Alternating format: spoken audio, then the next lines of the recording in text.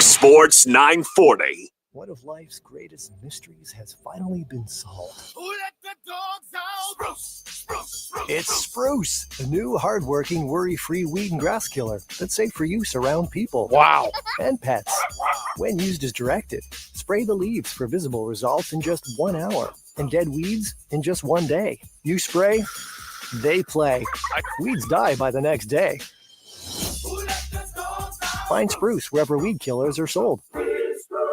Ugh, kitchen ants, runaway roaches, a spider. Relax, just use Zevo. Zevo insect killer sprays use a powerful blend of mint and rosemary to eliminate those pests and up to 20 other bug types. Plus, Zevo is safe for use around people and pets when used as directed. Just spray the bugs and wipe them away. Zevo, people friendly, bug deadly. Oh, these polymers aren't as flexible as batch K3. Researcher Laurie is stretched thin. Did you get the vulcanization analytics from V66? Wait, are these rubber scores from last week? She needs to hire new lab technicians so she can bounce back into her old self. I need Indeed. Indeed you do. Our matching platform lets you spend less time searching and more time connecting with candidates. Redeem your $75 credit at Indeed.com/credit. Terms and conditions apply. Your one stop for advertising? Call 844-844-iHeart. Portions of the following program were pre-recorded.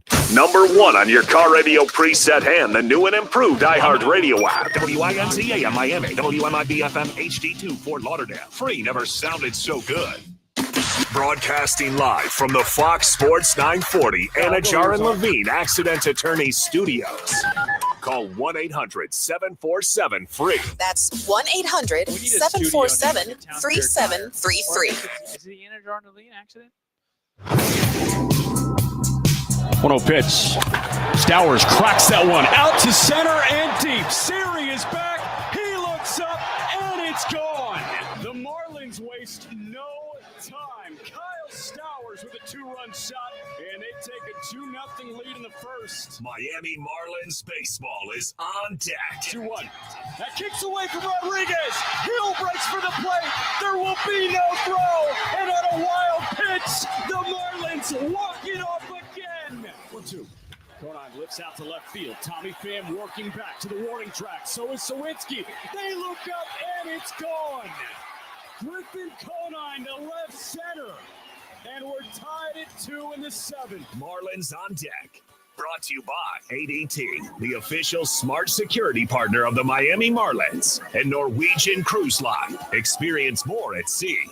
Let's head out to the ballpark. Here's your host, Steven Strong. All right, nice job, Carlos. Now, today marks the 5th annual Lou Gehrig Day to raise awareness for ALS. 4 decals designed in Yankee uniform color and font will be worn on all players, managers, and coaches' uniforms here this afternoon and tonight. We welcome you into Lone Depot Park here in Miami. Man, summer is 18 days away, but the way it rained today, you'd think we're in August. Lightning, thunder. It was raining cats and dogs today, so the roof and the walls are slammed shut, and we will play indoors here tonight. You're listening to Miami Marlins baseball on the radio. It's Fox Sports 940 Miami, and it's game 58 of 162, where Miami sees yet another National League West opponent with an emphasis on the offense.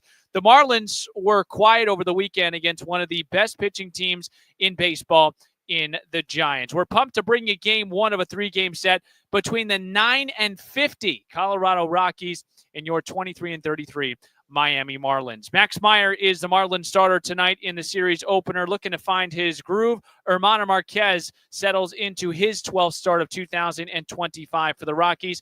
First pitch slated for 6:40 right here on the Marlins Radio Network. Well, what's going on, everyone? Thanks for making Marlins on Deck a part of your Monday night. Jack McMullen, Jeff Nelson, those two are with me. They also have the call here tonight. I'm Steven Strom. Let's get you the lineup for the show, and I also fear we're going the distance. We got a power-packed broadcast for you, and we thank you for your participation. We'll begin here where both teams are at. We'll segue into Jack and Clayton. We'll get you out of the count with the 2 men on the mound. Jack will jump in for segment 4, our Expo question of today on Marlins Radio, and, of course, Steve's guarantee to victory. We begin here where both teams are at right now. And for the Rockies, 9-50. They're only 41 games under 500, and who would have thought the first to 50 would be won by the Rockies? They're on their 4th 8-game losing streak of the season. It's officially the worst start through 59 games in Major League Baseball's history. They have been swept 10 times in 20 series. To really put this into perspective, if we go back to May 4th, Scotty Scheffler, who's on the PGA Tour, has the same amount of wins as the Colorado Rockies have. The only bright spot I can share with you is German Marquez has thrown 13 combined innings, surrendering just 3 total runs over his last 2 starts, and he starts for the Rockies here tonight. For the Marlins, the dust has settled after a busy end of the week that saw a substantial amount of roster and positional changes around the infield. The Marlins couldn't find that balance. I said that in the open of pitching and offense over the weekend. The arms for the Marlins combined to go 16 2/3 as starters, giving up just 6 total runs. The issue was the offense combined to tally just 3 runs across 3 games. Tonight, I think, will be a test of maturity and diligence against a team that has struggled to stay in games all season long. If you win, you're expected to. If you don't, you'll hear about it. Big question, how will the Marlins start and approach these next couple of days in Miami against the Rockies? We will get an answer coming up next. Marlins manager Clayton McCullough has more with Jack McMullen as we get you ready for a 6:40 first pitch. It's the first of 3 Marlins Rockies on the Marlins Radio Network. Thrown on the run. A 1 pitch is hammered out to left center field pretty deep. Hernandez is back. Track, wall. He jumps up. Hernandez made the catch. Heriberto Hernandez, in his 2nd Major League game, takes a 2-run home run away from Tyler Fitzgerald to end the inning. The pitch at the same grip. Sometimes 1-1. Lee pumps into right center field. Myers on the move. Dane Myers back to the track. Myers jumps up, and he made an insane play. Dane Myers in right center field went leaping at the wall, full speed into the padded wall, grimacing as he lays on the warning track. But Dane Myers just took an RBI double away from Jung-Hoo Lee. That's incredible again. 4th shutout for the Marlins. We've seen Edward Cabrera the last couple of seasons. We've seen the great Cabrera. We've seen the struggling Cabrera. We're seeing the consistent Cabrera. What's the evolution of him looked like through the process? He's just attacking guys, getting ahead. His off-speed stuff looks better than ever. He's throwing strikes with it, so I think hitters have to be, conscious of all of his pitches instead of just a couple. So he's doing a really good job locating and executing everything. How did you guys attack this Giants lineup, not just with Cabrera, with all your arms today? Just going through the scouting report that, Mosk and the pitching coaches would give me. And they do a really good job, so just sticking with the plan, and Cabrera's doing a really good job, attacking them and executing it. You got to give me one. Dane Myers catch or the Hernandez catch? Man, both are great, but I think Dane's was probably one of the best catches I've ever seen. So that was unbelievable.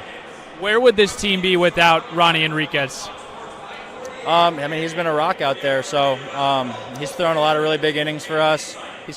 For cost information and conditions, equal housing lender, licensed in all 50 states. NMLC ID number 174475. Take the Marlins wherever you go. Download the iHeartRadio app. Make Fox Sports 940 the top preset to listen to every Marlins game. Happy Monday. Good way to start your week. This is Marlins on Deck. Steven Strom, Jack McMullen, and Jeff Nelson are with me as well. German Marquez will go opposite Max Meyer here tonight, 6:40 first pitch. Marlins dropped 2 out of 3 against the San Francisco Giants. We talked about the offense drying up. That's going to have to change here over the next 3 days against the Rockies. As always, to get you ready for every series opener, Marlins manager Clayton McCullough joins the program, this time with our very own Jack McMullen. Thank you, Steven. Here with the skipper of the Miami Marlins, Clayton McCullough. Are you sick of the National League West yet? We got another NL West opponent coming in. You know what? Actually, I feel somewhat comfortable playing all these NL West teams. Maybe it's not, but yeah, we're all kind of on a run there against the West. I guess, not yet. It's funny. We went 45 games, or we're going to go 45 games without seeing an NL East opponent, but then we've got at San Diego, home against San Francisco, home against Colorado. I want to start quickly with that San Francisco series. San Francisco can really pitch. They've got the best bullpen in Major League Baseball on their rotation. Kyle Harrison's very good. Birdsong very good. You are looking at a weekend, though, where the Marlins plated 3 runs across 3 games. How do you flush that kind of weekend and get ready for a brand new week of baseball? Yeah, well, one, you just have to, right? I think we talked about it more that, where we're working to get to, and that is you're going to have to beat high-quality pitching to get yourself in the postseason. Once you get in the postseason, that's the kind of arms you face. You're going to see deep bullpens that have some variety to them, some uniqueness to them, and scoring runs, is at a premium. So when, you have chances, you get runners out there, it's, all right, let's just double down on what we did to create those types of scenarios, and then you go take that same type of at bat when you have a shot, and you have to play good defense and pitch on your own. So, 3 really tightly contested games, against a good Giants team, and I think for us, looking, stepping away, those are series and games that move on. We need to win. You put yourself in a position, but it's finding a way to get that big hitter, that big at bat to turn things around. It was, on the one hand, it's disappointing to lose 2 out of 3. There's a lot of good things within that, and I think as we continue to go, that it's finding a way, especially at home, to win a couple of those games when you pitch as well as we did.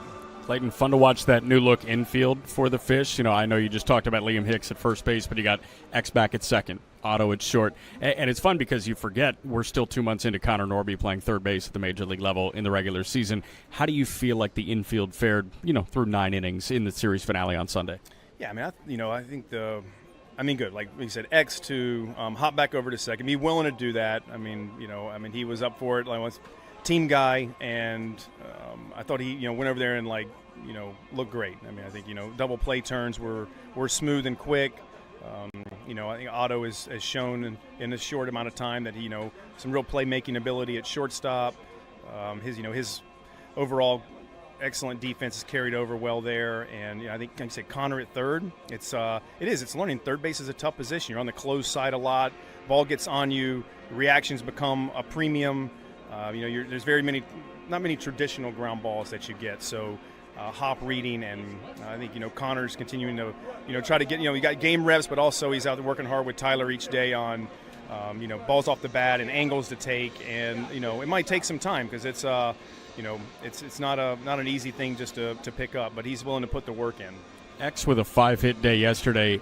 Is there any validity to him possibly feeling more comfortable offensively now that he's back at second base?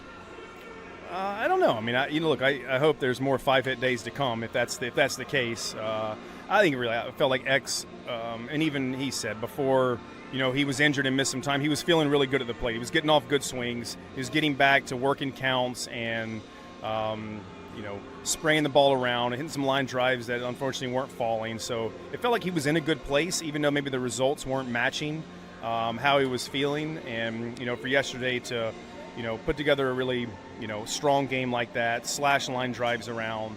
It's a really good version of X, and one that I think many you guys have seen him do on a number of occasions. We're seeing the Colorado Rockies now, and listen, I know you guys want to attack every game and not look at the opposing record, but they're 9-50. It's the worst start in 140 years in Major League Baseball. Is it nearly impossible to ignore that fact right now for your team? I think you have to know that.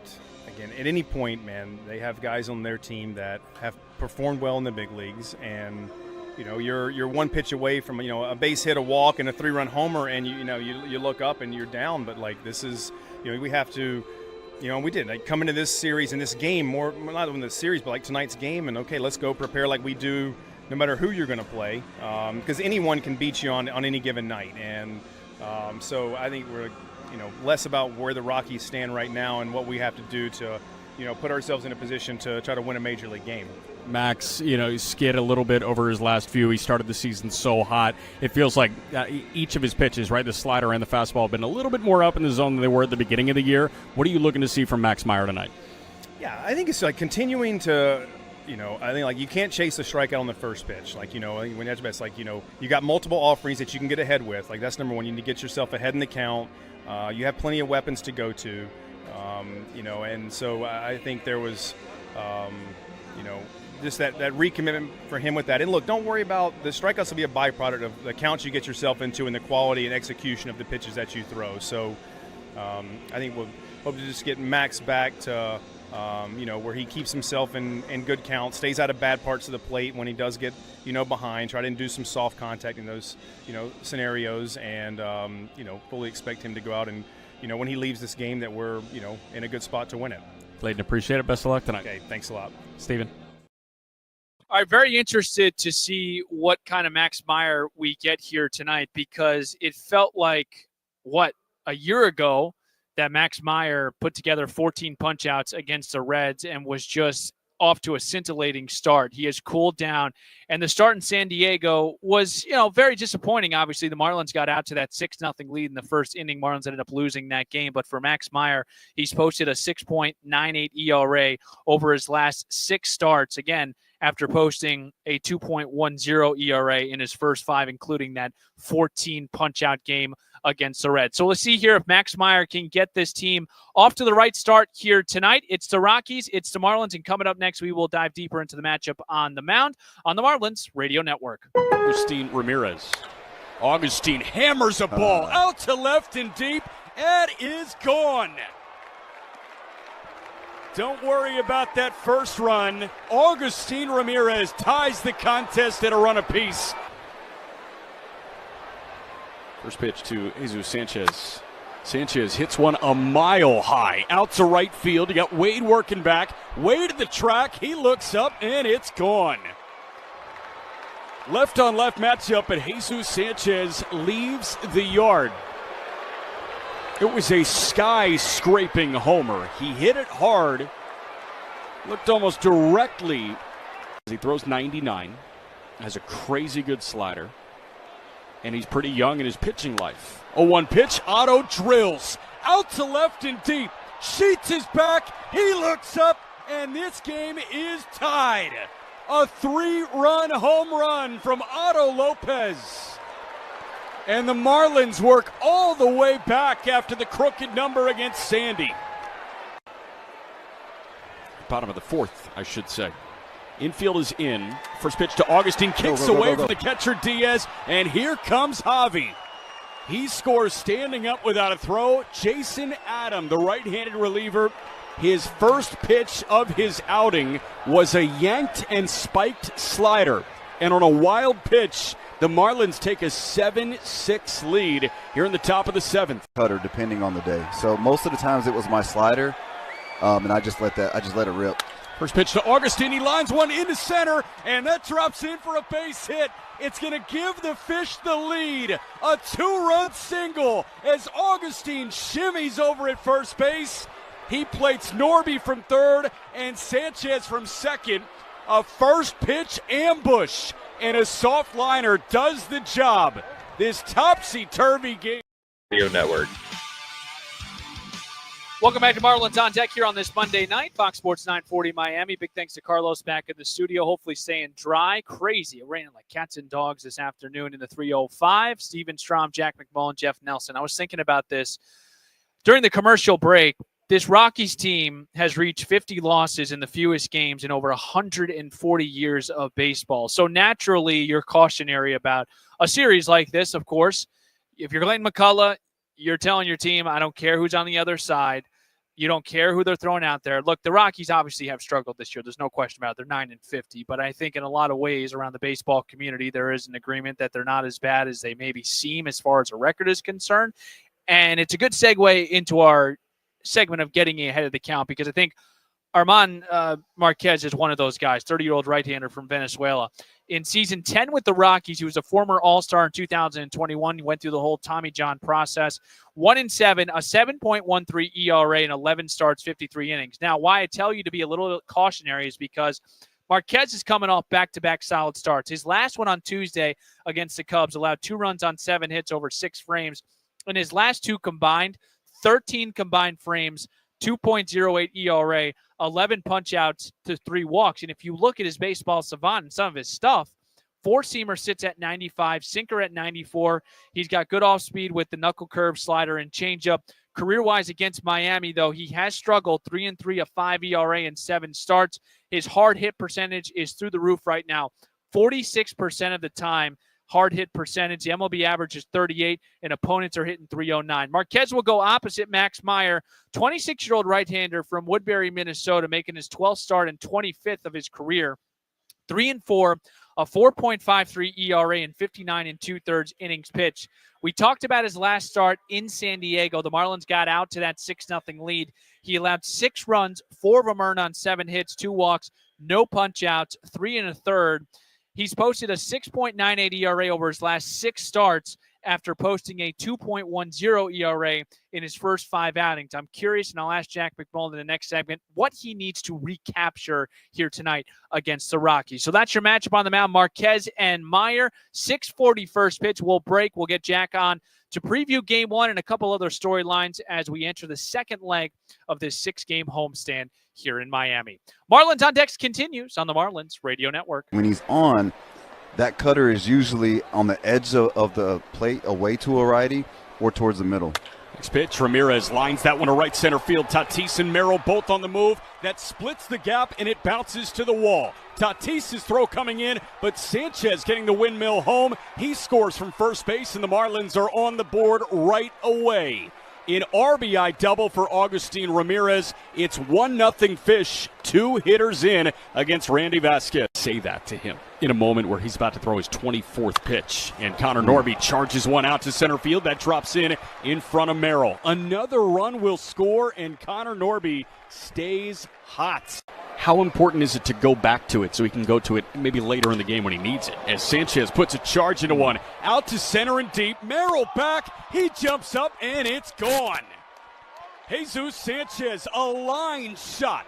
111 off the bat and 417 feet deep to straightaway center. Sanchez pounds his chest looking at the Marlins dugout, and he makes it a 3-0 game in the top of the second. Still playoff that. 1-0 from Phillips. That one a ground ball over to third. Norby's got it. He goes to second for 1. On to first in time for 2. Nice. 5-4-3 takes us to the 10th. Norby to Sanoja to Wagaman, and the pinch hitter Diaz bounces into the inning-ending double play. Yeah, I got the call Thursday. The manager down there called me in the office after the game, told me I was going up. It was first time in-person call-up, so that was pretty special. You know, heart was racing and everything, and then next day I was on a flight. Financing at 0 down. I'm thrilled and I'm safe. Call Loctite Impact now at 954-500-LOCK. That's 954-500-LOCK, or visit LoctiteImpact.com. Anyone can beat you on any given night, and less about where the Rockies stand right now and what we have to do to, put ourselves in a position to try to win a major league game. All right, that was Clayton McCullough earlier today when asked about the 9-50 Colorado Rockies. Now, Jack, do the Marlins players know the record of the other team? Yeah, short answer is yes. The longer answer is I'm pulling out my scorebook from underneath my laptop, and I just want to read some of these things. 22 consecutive series losses is a major league record.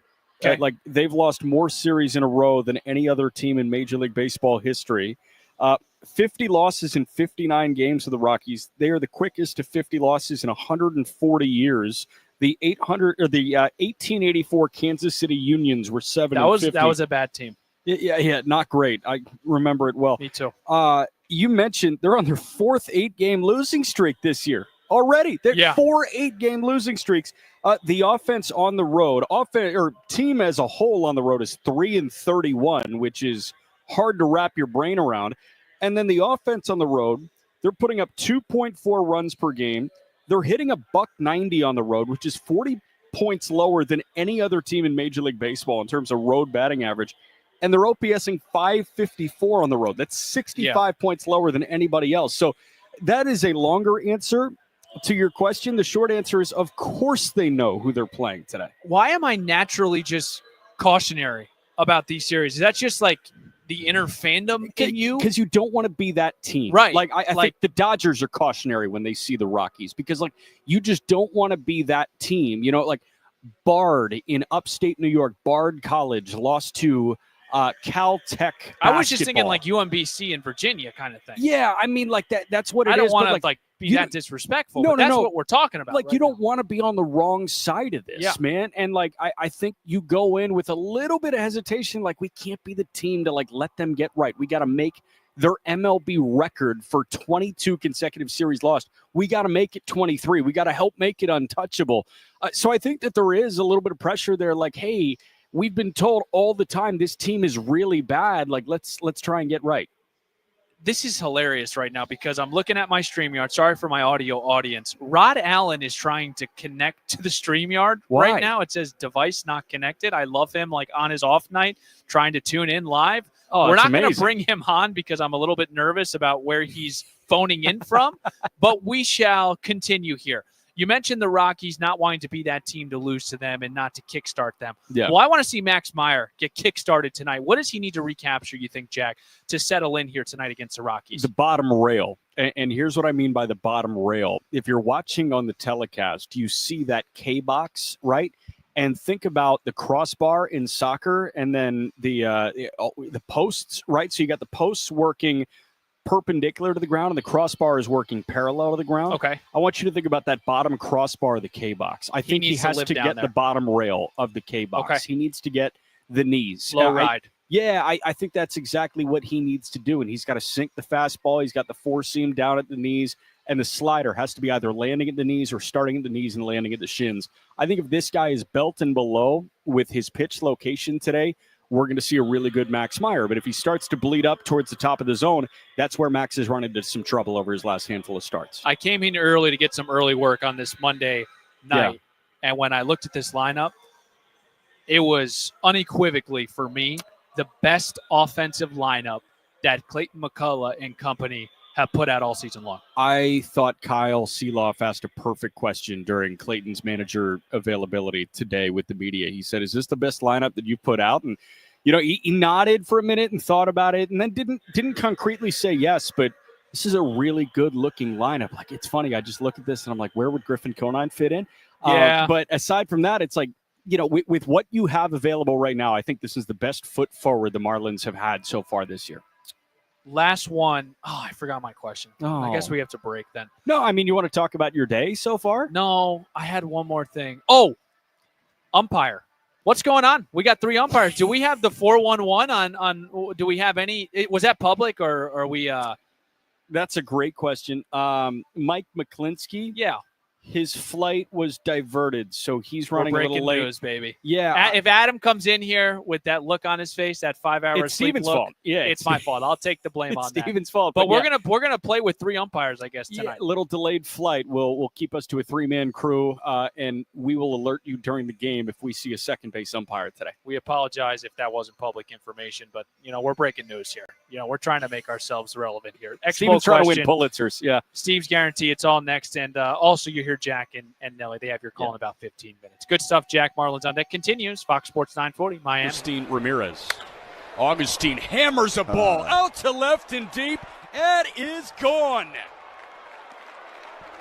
Don't worry about that first run. Augustine Ramirez ties the contest at a run apiece. First pitch to Jesus Sanchez. Sanchez hits one a mile high out to right field. You got Wade working back. Wade at the track. He looks up and it's gone. Left on left matchup, but Jesus Sanchez leaves the yard. It was a sky-scraping homer. He hit it hard. Looked almost directly. He throws 99. Has a crazy good slider. And he's pretty young in his pitching life. 0-1 pitch. Otto drills. Out to left and deep. Sheets is back. He looks up. And this game is tied. A 3-run home run from Otto Lopez. And the Marlins work all the way back after the crooked number against Sandy. Bottom of the 4th, I should say. Infield is in. First pitch to Augustine. Kicks away from the catcher Diaz. And here comes Javi. He scores standing up without a throw. Jason Adam, the right-handed reliever, his first pitch of his outing was a yanked and spiked slider. And on a wild pitch, the Marlins take a 7-6 lead here in the top of the 7th. Cutter, depending on the day. So most of the times it was my slider. and I just let it rip. First pitch to Augustine. He lines one into center, and that drops in for a base hit. It's going to give the Fish the lead. A 2-run single as Augustine shimmies over at first base. He plates Norby from third and Sanchez from second. A first pitch ambush, and a soft liner does the job. This topsy-turvy game has another chapter to it. 9-8 Marlins in the top of the 8th. With the Colorado Rockies. We are paying tribute today for ALS and Lou Gehrig, and our X-Poll question will be, how many World Series did Lou Gehrig win? Make sure to vote at Marlins Radio. It is time for Steve's Guarantees. Batter up. Batter up. Let's play some ball. First pitch is moments away. Time now for Steve's Guarantees. Well, maybe I'm being a little biased here, emotionally biased, because we did have Kyle Stowers on our podcast. Shameless plug, yes, Side Sessions. It'll be out on Wednesday. But we talk with Kyle Stowers, who's going through a little bit of a rut right now. He's been so good all season long, but the last couple of weeks, I would say week and a half, two, he has struggled. I like him to collect a couple of hits tonight. The other individual I'm talking about is Dane Myers. I think Dane Myers in that 9-hole fits him well. Marquez has reverse splits, which means obviously as a right-handed thrower, right-handed batters are having more success against Marquez. Usually if you're a righty, lefties have more success. In this case, Marquez has reverse splits. Righties hitting .327 against him. Dane Myers obviously being a right-hander. I like him, especially the last few days coming off the IL. I like Dane to have an extra base hit here tonight. Folks, I hope you got the itch for first pitch, because when we come back, Jack McMullen paints the picture.